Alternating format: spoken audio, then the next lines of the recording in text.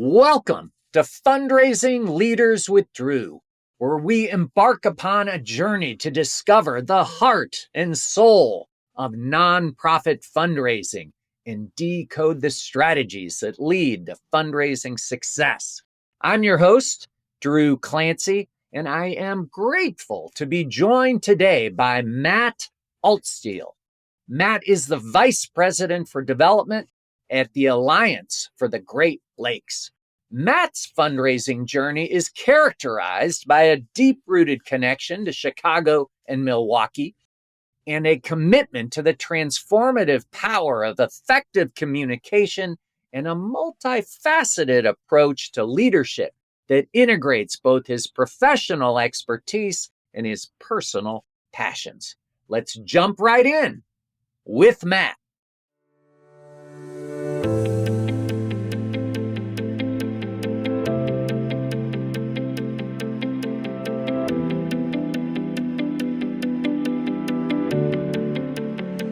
Well, Matt, thank you again for joining us today. I'm so looking forward to our conversation. You have had an impressive career spanning education, urban planning, and now environmental advocacy. Tell us a little bit about what attracted you to fundraising and engagement. Yeah, I have to say that my career in fundraising was really accidental. What took me into fundraising was education, and I was a teacher for adult education classes, ESL, adult GED, running an after-school program, and I still love being in the classroom and how rewarding it is when I see that light bulb go off for a student. But my first real dive into fundraising was because I was working at a shoestring organization, and they were facing a program cut. So essentially, I had to sing for my supper, be able to fundraise to keep the program alive. And I was able to secure a multi-year grant for that. But, everything I've done in my career has been learning on the fly. It's been learning by doing. It hasn't been theoretical. It hasn't been something I have a degree in. It's been diving into the deep end of the pool, sometimes pushed, sometimes jumping myself. But at this particular organization, the reward for good work was more work. And when they realized I could write grants, that's kind of what started my transition getting into fundraising. But then I also had to work in the event philanthropy and the corporate side of things, coordinating a walkathon, being able to work for the annual gala, and then being able to run a food pantry. I had to learn about individual giving. And from that organization, I made a pivot from direct service into full-time development. But what got me into it started a lot earlier. So the best piece of advice I've ever been given was by my cousin Jim. I was 14. He told me a lot of things, but he said, if you can talk to people, you will always have a job. And that's really what fundraising is talking to people, communicating the vision. It's sales, but it's also providing value, and it's about relationships. So do you listen? Are you able to provide value to the donor? Are you a person of integrity? Is your organization a good steward of that money? Do you recognize donors in a way that makes them feel valued? And donors have literally thousands of places they can give their money to. So the fact that they're choosing your organization, my organization, really means something. And it's those relationships that keep me deeply invested in the career and in the field. And also the people I'm supporting. I really love the people on my team. I love the people at the organization. The mission is really important to me personally. So that's kind of how I got into it and why I stay in it. Absolutely. Love that answer. You are a Chicagoan, actually, as am I. Was born in Chicago. And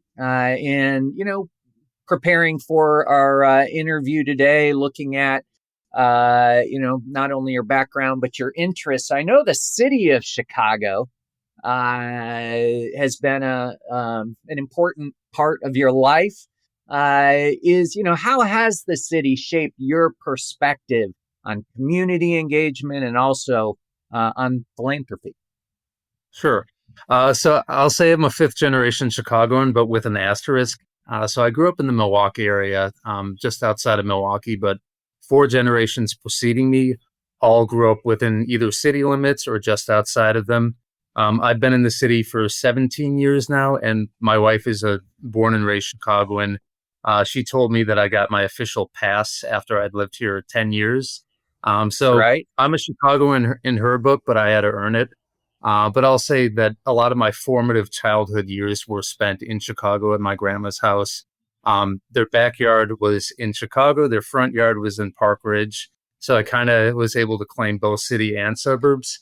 But my favorite memories really with her were she would take us to neighborhoods throughout the city. So we would go Ah, into Bronzeville, we would go into Chinatown, we would go to the Baha'i Temple, we would go to all of these places. And it was really interesting to me seeing how paradoxical all of that was. Same thing with Milwaukee. On the one hand, we have, world-class institutions, universities. You mentioned Northwestern earlier, legacy companies that really built America into the place that it is today. A lot of Chicago companies, Milwaukee, Detroit, the industrial Midwest really built the country. And at the same time, there's a legacy of industrial pollution and trend segregation, Milwaukee being the most segregated city in the country, Chicago being ranked number 7 in that, and then wildly different life experiences just a few miles apart. So I grew up in a suburb of Milwaukee called Mequon, and it borders directly the city of Milwaukee. Within that 1 mile span, if you go from the south side of Mequon into the north side of Milwaukee, there's the biggest income disparity within a mile within the country. And ooh, so because of that, I just think about all of these places with our water, with all of our resources. There's just a huge amount of untapped potential. And unless everybody has equal access to opportunity, not saying equal outcomes, but equal access to opportunity, we're not getting to our full potential. And just something else to say, as a kid, volunteerism was a very normal thing for me. So I volunteered in middle school and high school. It wasn't 100% altruistic because I was also working on that college application, but working in the Metcalf Park neighborhood of Milwaukee, which is right by the domes, if you're familiar with it, it was impressed on me the sheer arbitrariness of all of it. That if you just happen to be born in a different part of the city, your outcomes were dramatically different. And that's been the same thing in Chicago. Some of my favorite people I've ever met have been students that I've had. And that's what really drives me, because I believe so much in the places that I've lived in, places that I live in, where I can help people. If I can help our city, if I can help our region meet the potential, then I'm doing my job. right on. Um, Right on. yeah, happy to say a Um, little bit more about the how the public policy and some of that goes into it. So just let me know. sure, sure, sure, sure. Well, we'll touch on that as we continue our conversation. Um, what about early in your career? And again, you talked a little bit about sort of how you got involved with fundraising. Looking back now, the benefit of hindsight, was there a defining moment perhaps early in your career? Again, starting at the Chicago Public Schools, or perhaps that made you realize that fundraising, just maybe where it really clicked for you that this is something where you wanted to spend your career. Yeah, it was a little bit before CPS. So I had a job at a organization that worked primarily with youth mental health counseling, and it was a really great organization that had 80-year track record. One of the donors that we had, kind of a cool story. Joe Pita, the guy invented both the clapper and the chia pet, and Okay. he was somebody who benefited from the organization when he was a kid, but he hadn't really been engaged before. We actually reached out to him, and he ended up making a very significant contribution to the organization. And we were able to do some cool things with the city of Chicago parks. They rolled out an Obama chia pet, and then we had all of these planters in the loop that they turned into big chia pets, and they had this out there. So it was not only a good ad for the organization, a direct tie-in to the person who had benefited and was able to pay it forward. And it was like this really great mix of the visual, the storytelling elements, as well as the impact of the donation. And that was kind of bringing it all together for me, seeing the interplay between the communications element as well as the fundraising element. And also, when I was at that organization, there was a funder that had been seriously lapsed. And they said, don't spend too much time on this one. We're probably not going to get it. And I realized, I'm very competitive as a person. So I was like, you know what? If they say I can't get it, I'm going to go out and try. Bring it And on. Bring it on. yeah, bring it on. Not only did we get the funding, but they came back within the same year and solicited more funding from us. And I don't even think we won it because of the grant. I think we won it at the site visit. We really did our research. We knew who we were meeting with. We showed the actual program and the impacts. And it was storytelling, kind of merging the head and the heart. So when I got that grant, I was like, I can make it in this field. And that, in combination with like the storytelling with the Chia Pet story, it was fun because it was like, I can be creative. I can tap into my competitive side for this. And then I can also be able to celebrate victories when they happen with my team, and also just feel good about the work that I'm doing personally. So it kind of brought all of those things together. And after being in this job, then I was at Chicago Public Schools, and then I realized I can actually do this. Yeah. I'm super interested in the role of storytelling, as it relates to fundraising.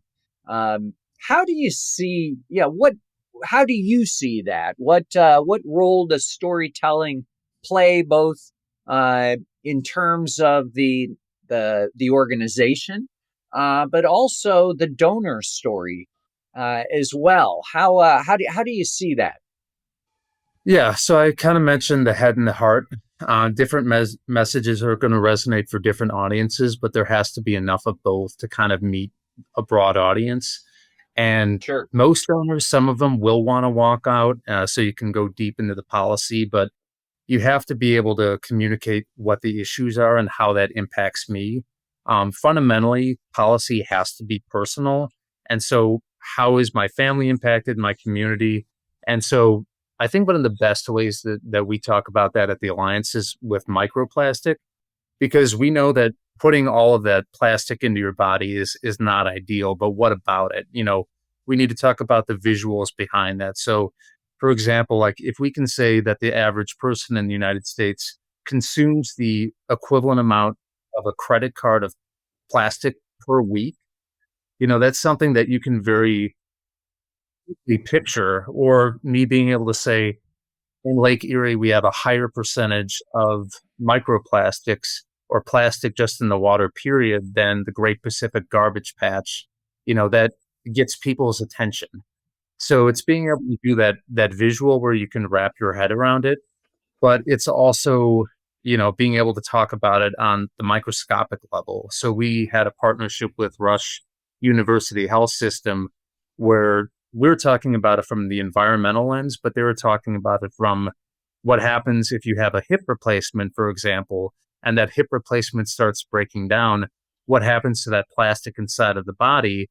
And we could show the cell membranes and how the cellular level actually changes when that microplastic is inserted, and it's all this chronic inflammation.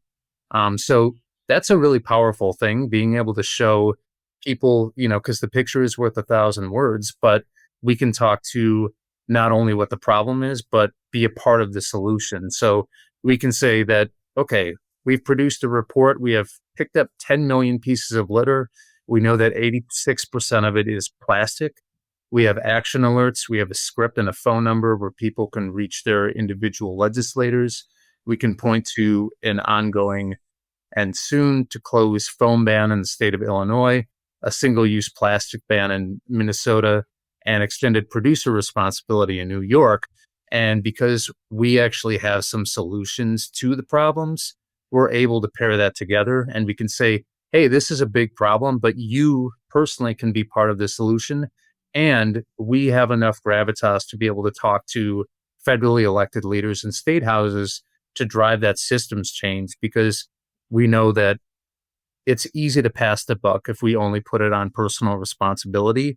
But if you have personal responsibility combined with government action, that's how you can really do something about the issue. So that's just one example, but I think you have to be Sure. able to meet people where they're at, build up the baseline of knowledge behind it, get people invested in the issue without freaking them out too much, and then being able to say, hey, you care about this thing. Here's things that you can do about it. Here's an organization that you can trust that's behind the work.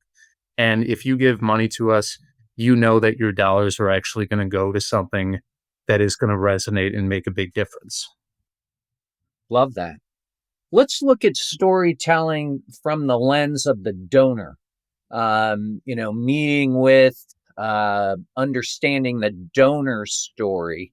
How do you see that? Do you have, when you sit down with the potential donor, what's your, how do you approach that? Yeah. So the cause matters. I think how you talk about the work and how you do the work matters. We tell them all the time that water may be blue, but it's a purple issue. Everybody needs water, and we're, I think, a unique environmental organization that happens to have donors on all sides of the political spectrum. And it's Sure. about framing it as water being a human right. We work with Democrats and Republicans. I think it's a superpower for us, and we know that our donor base is ideologically diverse. So I think a message that speaks to the commonalities, intentionally not dividing them into ideological camps, and having a strong point of view where we can point to our value, our consistency, our respect for the many communities that we work in, and just reiterating that importance, but then tying it back to their why. Because with our organization, it's very visceral. Like, you can look out the window and say, there's Lake Michigan. You can think about the times that you were on the beach, that you had a great experience as a family. You can think about, going to Door County or Traverse City or wherever. And it is the really like nostalgic that we're tying into. Everybody has their own story with the Great Lakes. And if we can pair what we're trying to do to build that for the next generation, being able to pair that with, this is something of value to you. Wouldn't you like to pay that forward? Wouldn't you like the ability to ensure that your kids or grandkids are able to enjoy it in the same way that you do? And I think we also want to talk about like the business case behind it. So we've Sure. managed to maintain a perfect score on Charity Navigator and other rating websites. And that's something where it's due like November of every year. We start working on that in July because we want to make sure that we maintain that perfect score, knowing that if they give their money to us, we're going to be a good steward of that information, of that donor relationship, and also have that high level of impact with the gift. And I can't tell you how many people have actually found us online because of Charity Navigator and saying, like, you're a trusted organization, you've been validated. And also, we're very easy to find online too. We had somebody have the presence of mind to buy the domain name greatlakes.org in like 2000. So you type in the Great Lakes, we're the first thing you see. So we have that Cool. engagement and transparency. And also with our donors, we can point to the fact that people have given to us 40 consecutive years where there's something that they keep coming back to. And we do a really good job of engaging them. With my donors, I want to talk to them at least once per year. But when we do our work planning, I build in 15 touch points minimum that I want to have with my donors per year. There should be something each month that they're getting. There should be an opportunity that they can engage meaningfully with the work. They don't necessarily need to talk to me, but they can join a VIP with other donors above $1,000 with a presentation from our president and also with our program staff where they can ask questions and answers on that. They can do a dune walk along the lake with a national parks representative. They can attend a panel conversation that they're having on a particular issue. And so there are all of these ways that we're trying to bring them in and get them engaged with the community. They can do a beach cleanup. So we want them to have a real meaningful relationship with the organization. So we give them the opportunities to do that. Love that. Love that. I mean, talk about building, those deeper relationships. That's really, really powerful. Thank you. What about a challenge? Looking back over your career, maybe in your current role, maybe previously, but thinking about a large scale initiative, and how did you go about maybe an innovative strategy or a new way of thinking about something to ultimately raise the money? Yeah. Sorry, I want to find the notes. So if you can do this one after I Sure. Why don't you take a be look? able to fix this one a little bit. Santiago, why don't you mark this? We'll just cut this part out, and then we'll whatever start over, start in on it.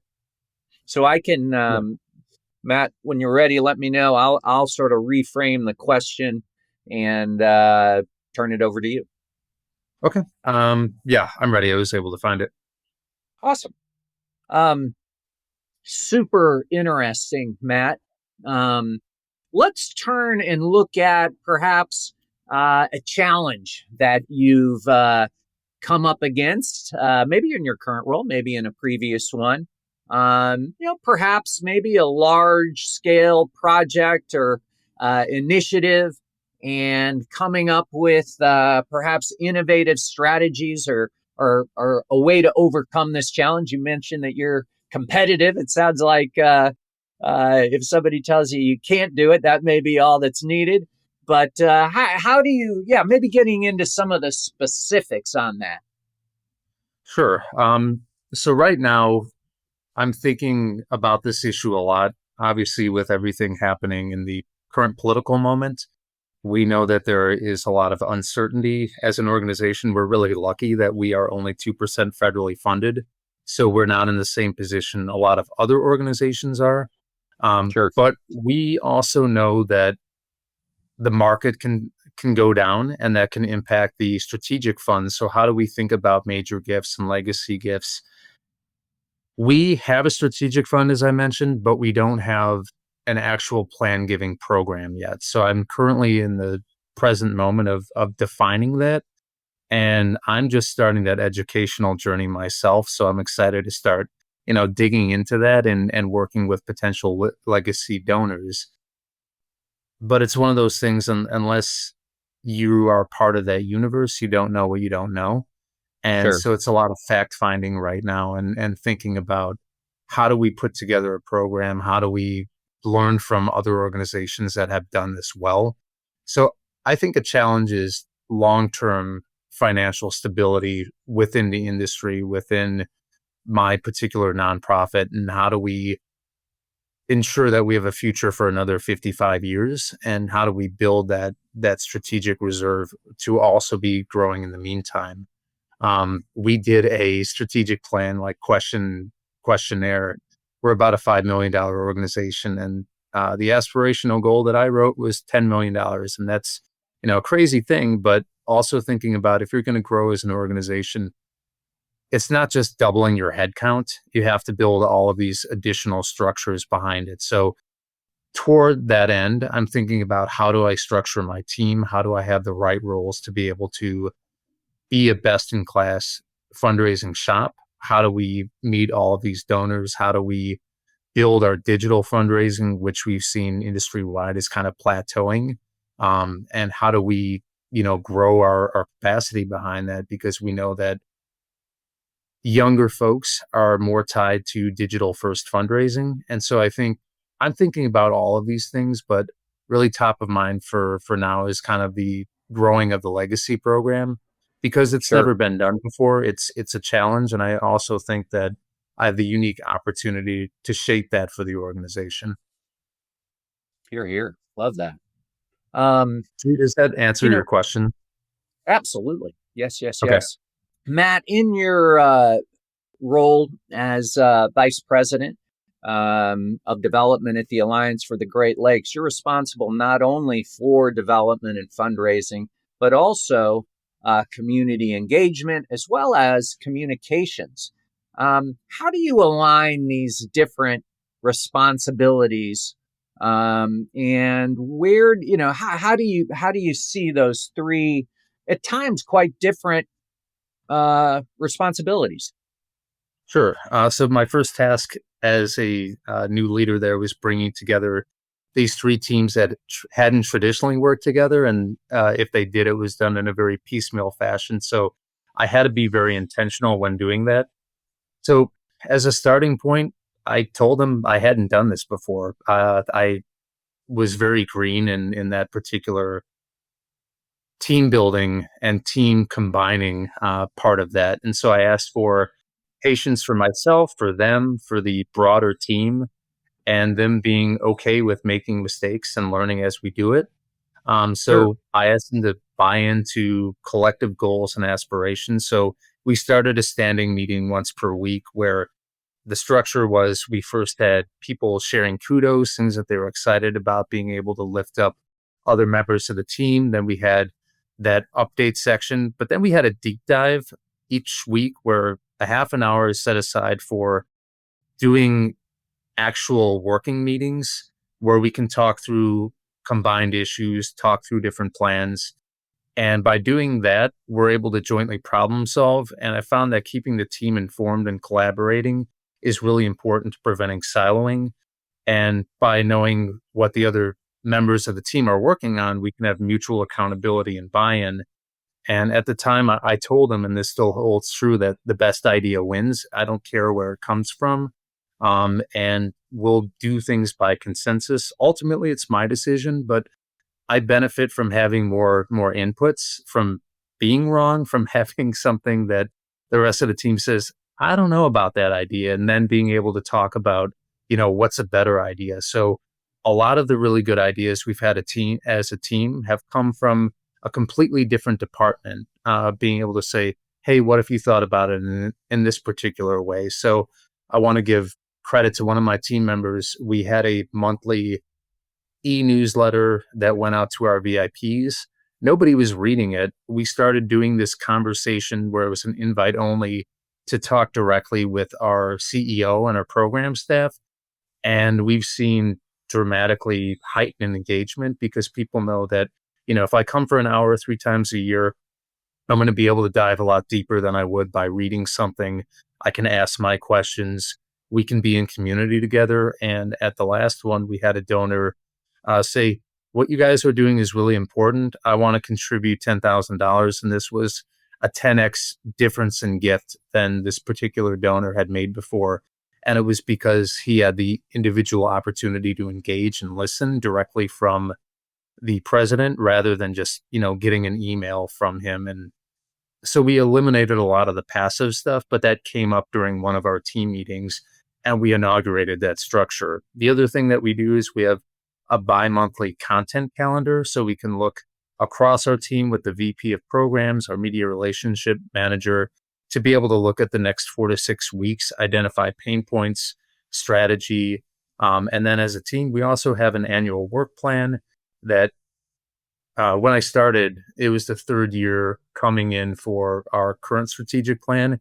And I had everybody look through the entire work plan for the department, across all of it and say, what are the things that we want to keep? What are the things that we want to delete? What are the things we want to add? And what are the things that we fundamentally want to amend, but still keep?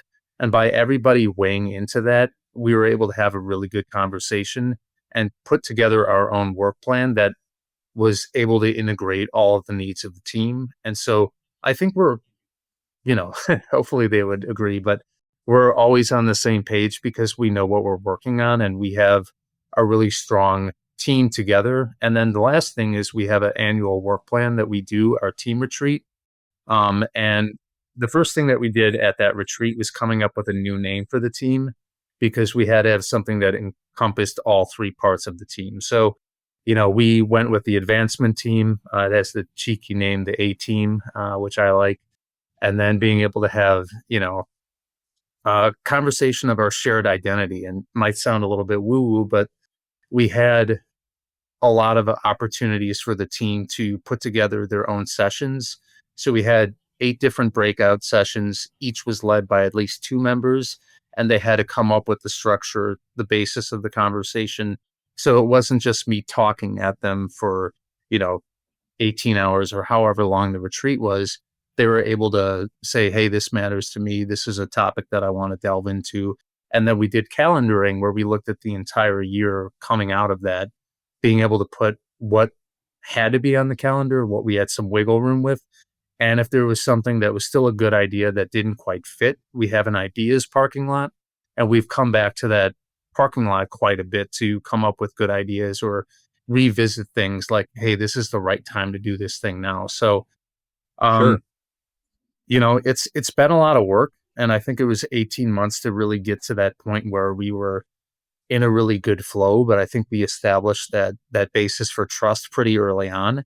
And the idea that, it's an open door policy. We have a shared teams where people can, put in whatever is on top of their mind. They can have a conversation with me. Doors always open, but they also have, their own leaders, their own networks and systems that they can put together in case they don't want to have that conversation. I don't need to be part of every conversation, but the flow of information, I think, is really good. And we have high accountability.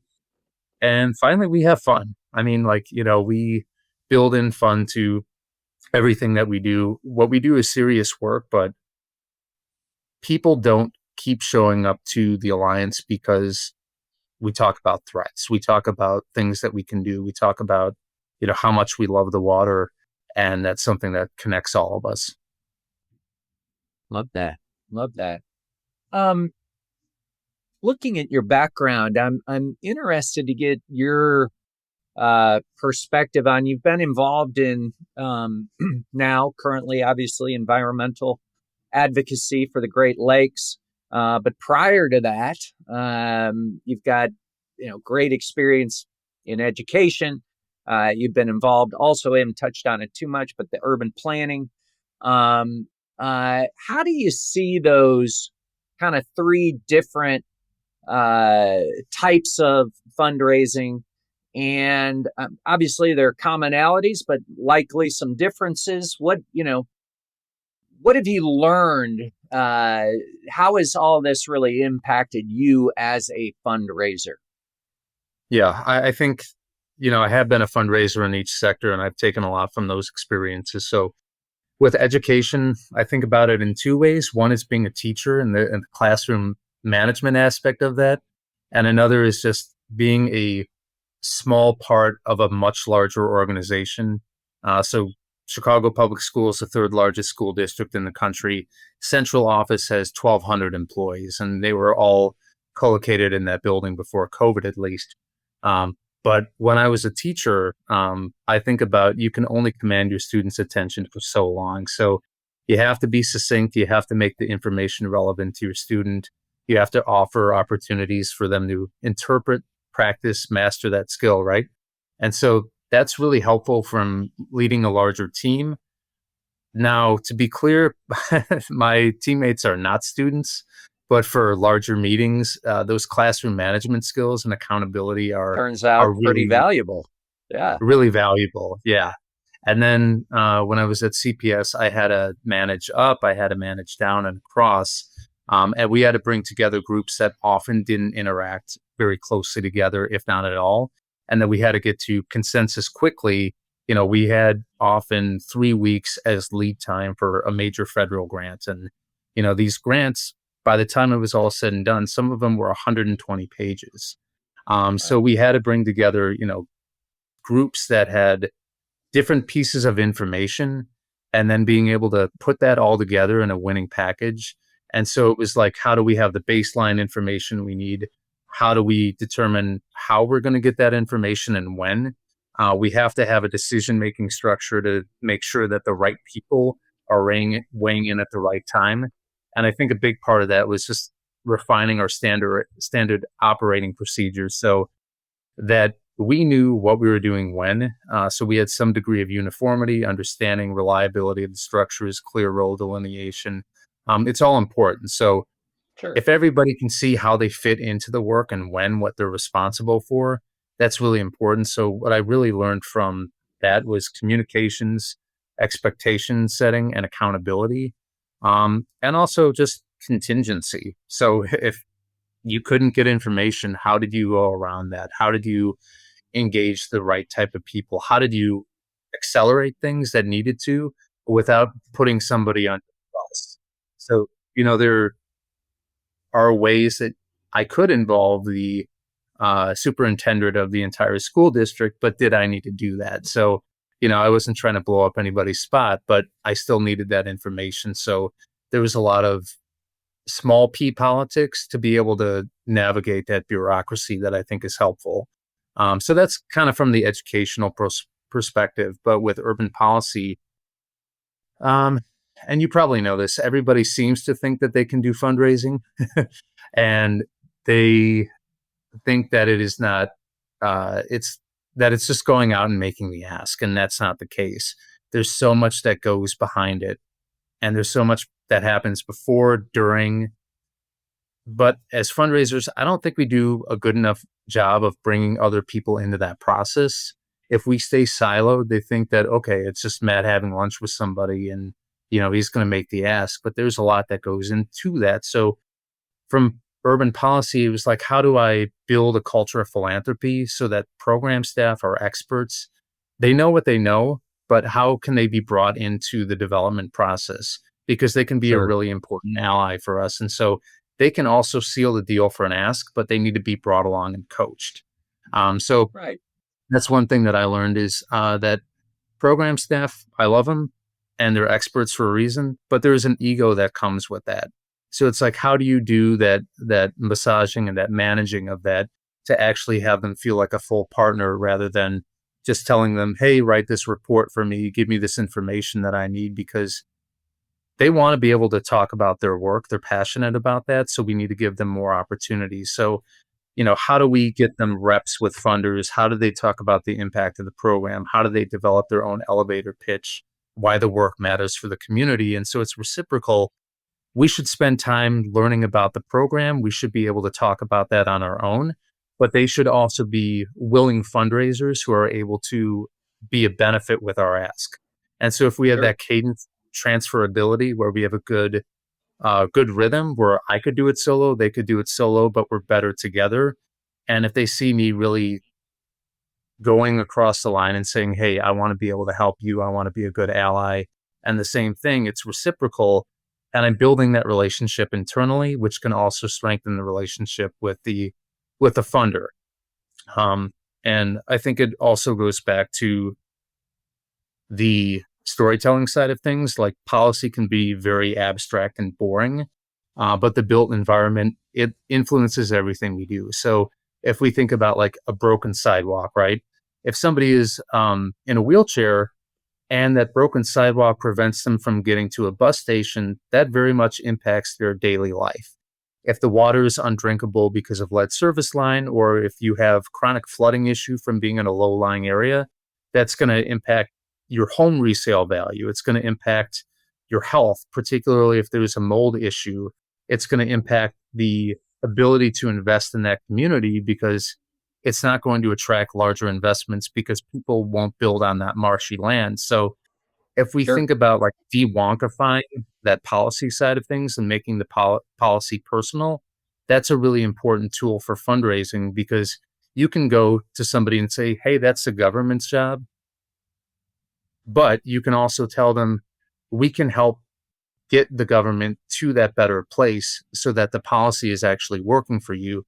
And it's important that you know about it, but you can be part of that process. You can be part of community visioning exercises. You can be part of the input for that we can then use to tell your story. So that's really important, being able to distill those messages. So that's something that I've learned from from the policy side is the importance of bringing along program folks to be willing fundraising partners, and then just being able to manage across, which I learned from the educational setting. Good stuff. Thank you. One final question. So, thinking about someone coming in as a new fundraiser, what's the one piece of advice that you would give someone entering this world? Sure. So build a network and find a mentor. I've been lucky to have a few exceptional bosses, but I think, as I mentioned, I had very little training. I didn't have somebody say, join AFP as soon as you get into the field.